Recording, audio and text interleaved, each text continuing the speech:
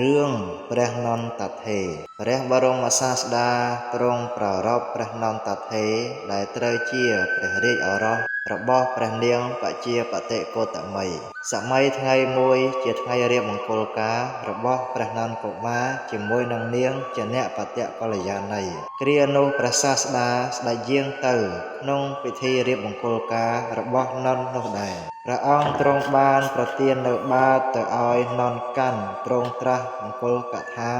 ស្រេចហើយទើបស្ដេចយាងត្រឡប់ទៅកាន់វត្តវិញតែព្រះអង្គទ្រង់មិនបានទទួលយកបាត្រអំពីដៃរបស់ព្រះនន្តវិញឡើយព្រះនន្តបានបីបាត្ររបស់ព្រះសាស្តាតាមក្រោយព្រះអង្គរហូតដល់វត្តតែម្ដងព្រះសាស្តាទ្រង់ត្រាស់សួរព្រះនន្តថាណែនន្តអ្នកបួសឬព្រះនន្តមិនហ៊ានប្រកែកទើបក្រាបទូលថាបបពុតព្រះអង្គដោយចម្រើនគូព្រះបង្គំនឹងបួសលួសព្រះនន្តបួសហើយមិនបានរៀនសូត្រធម៌អ្វីសោះឡើយព្រោះមួយថ្ងៃ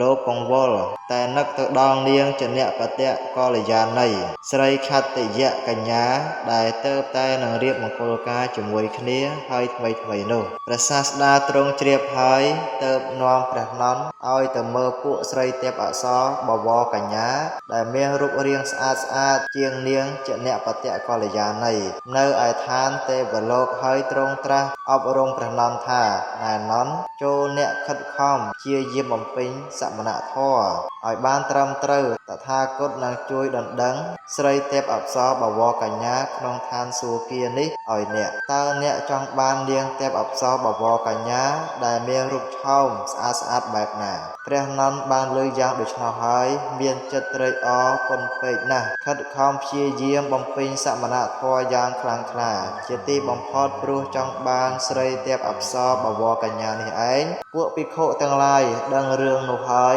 ទើបនាំគ្នានិយាយរិះគន់ព្រះនន្តដោយប្រការផ្សេងថាព្រះនន្តខំព្យាយាមបំពេញសមណធម៌ព្រោះចង់បាននាងទេពអប្សរមកធ្វើជាភរិយាព្រះនន្តលើពួកភិក្ខុទេសដៀបដូច្នេះហើយមានសេចក្តីអៀនខ្មាស់ខ្លាំងណាស់ហើយបានប្រែចិត្តកំណត់ជាថ្មីខិតខំប្រឹងបំពេញសមណធម៌តែម្នាក់ឯងនៅក្នុងព្រៃស្ងាត់រហូតតតែបានសម្រេចព្រះអរហន្តផលក្រោយមកពួកភិក្ខុបានសួរព្រះនន្តថាមនានន្តឥឡូវនេះតើលោកចង់សឹកដែរឬទេព្រះនន្តឆ្លើយថាខ្ញុំព្រះករុណាមិនត្រូវការចង់សឹកទៀតទេពួកភិក្ខុលើដូច្នោះហើយក៏ចោទព្រះនន្តថាជាអ្នកពោលអួតនៅគុណធម៌ដែលមិនមានក្នុងខ្លួនហើយបាននាំរឿងនេះទៅក្រាបទូលដល់ព្រះសាស្